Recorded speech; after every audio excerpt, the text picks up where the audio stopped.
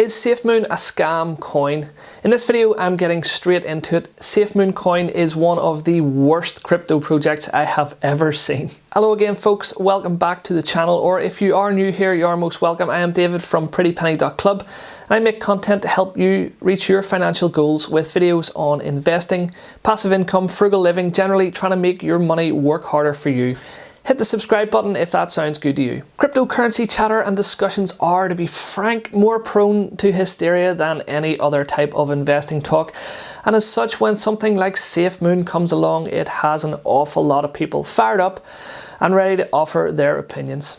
I have seen much on the internet, from Reddit forums to blog posts to the SafeMoon CEO himself hinting at and debating the credibility of this particular cryptocurrency. So let's start with a brief overview of this coin. What do we know? Well, SafeMoon is a very new crypto launched earlier this year in March and is already seeing huge growth. It is a token on the Binance Smart Chain, and what that means is that it doesn't actually have a blockchain of its own like Bitcoin or Ethereum, for example. At the time of recording, it is valued at around $0.00008, an incredibly cheap amount of money for a single token, yet unbelievably this represents a meteoric rise since its launch. I'm going to say straight off the bat that I think this coin is entirely bad news.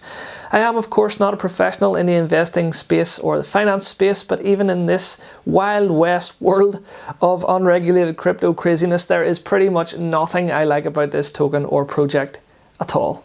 So let's start at the start. Its name, SafeMoon.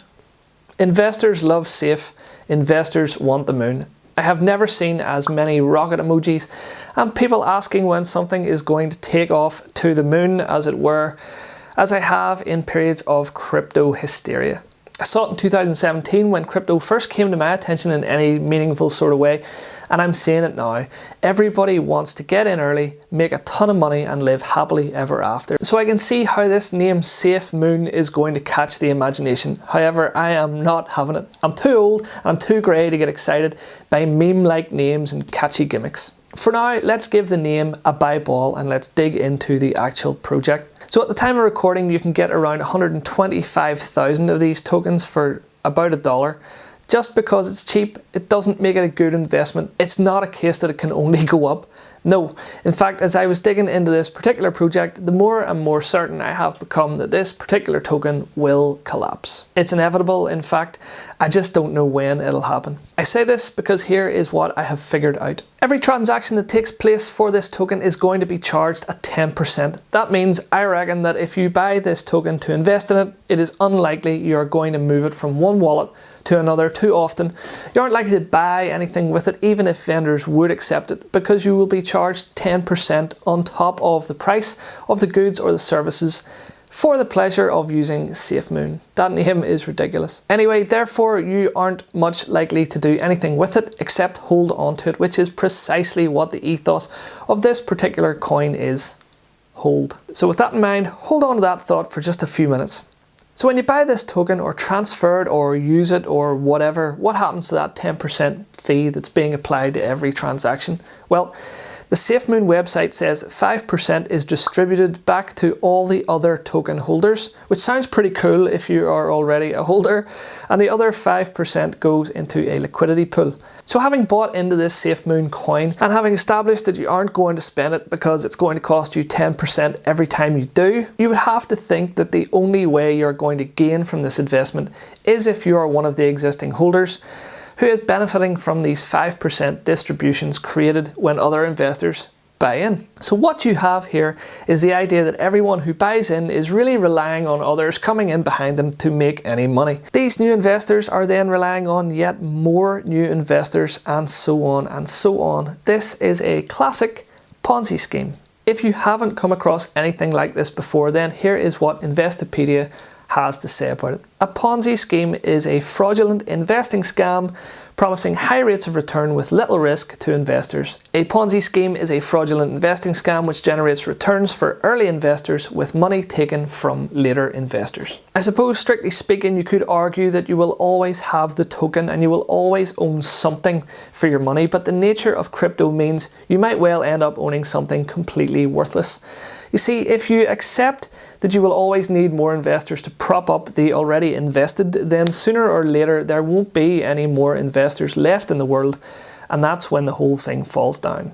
BitConnect victims of 2017, you have my utmost sympathy. My wife still doesn't believe in me. I'm telling him, honey, listen, this is real. No. That's a scam. So that is 5% of the 10% fee covered. What about the remaining 5%? Well, 2.5% of this is converted to an entirely different coin. In the event that SafeMoon turned out to be neither safe nor go to the moon, there is a 2.5% of every transaction ending up as an entirely different coin, presumably accessible by someone, and that someone isn't you. Does that not strike you as a bit odd? Why on earth would you need to convert 2.5% of a transaction to an entirely different coin? In case SafeMoon becomes useless, there will be something left to salvage for someone else who has been nibbling away at all those transactions at 2.5%.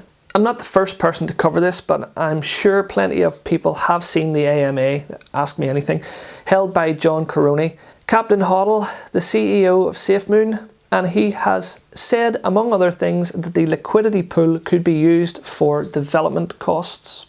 This is on his Twitter feed, so I'm not making anything up here.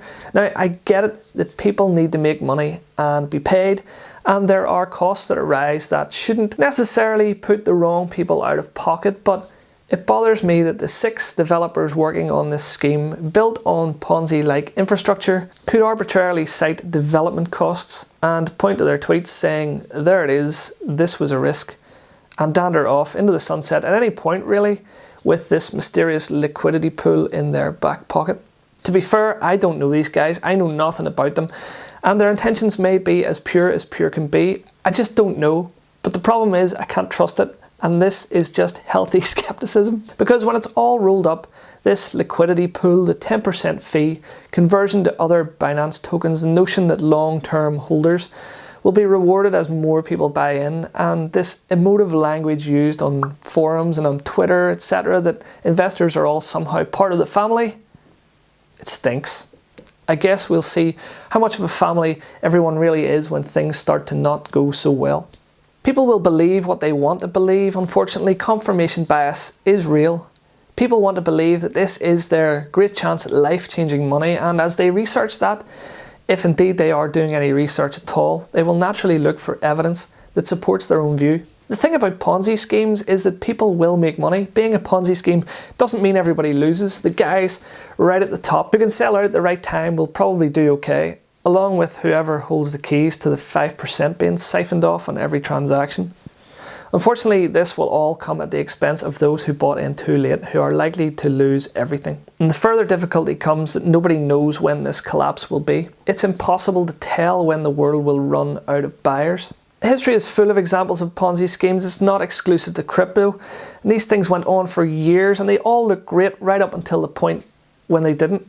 Which brings us to another bias, survivorship bias, where we look at the very visible success stories and overlook completely the many failures of similar situations. For example, when looking at the extraordinary profits of some online entrepreneurs, for example, we overlook the thousands of people who have simply lost everything. They have no exciting story to tell, and they certainly don't capture the imagination. They failed after all. So for every individual who makes money on this program, know this: they will have made their money from someone just like them whose timing just wasn't so good. Rather, I should say they will have made 95% of the money from someone else who lost 100% of theirs. The other 5% from every transaction is where the real money is going to be made here, and it won't be by you. I suspect the creators of this project know exactly what they are doing. I suspect that people who can code to the level of creating a cryptocurrency or a crypto token are pretty smart dudes. 6 of them, it seems at this point, and I suspect they are intelligent enough to know exactly what it is they have created. But the saddest bit of all of this, from a human point of view, is that there appears to be people who share my view that this is in fact a total scam, but don't care. They're buying anyway because they think they're in early enough, and they reckon they can move these things on for a profit. They think what I think, and that is that this will all burn eventually, but carry on anyway. Get in, get out, make some money from the next sucker. This particular guy on Twitter has said, "Moon scam screams Ponzi scheme," but with that being said, it's still early and I bought some to flip. He goes on to say, Now, what does this 4 billion market cap project do? What is its reason for existing? What problem does it solve? It exists to make money. 5% of every transaction gets burned, 5% gets redistributed to previous holders. It has no fundamental reason to exist past this. If you think this is some type of genius mechanism to make everyone money, you are misled. A scheme like this feeds on itself, with the money that gets invested from newer investors to older investors. The market cap gets bigger and bigger, and the amount of money needed to make everyone profit also increases exponentially until there is no longer enough new people willing to invest in it.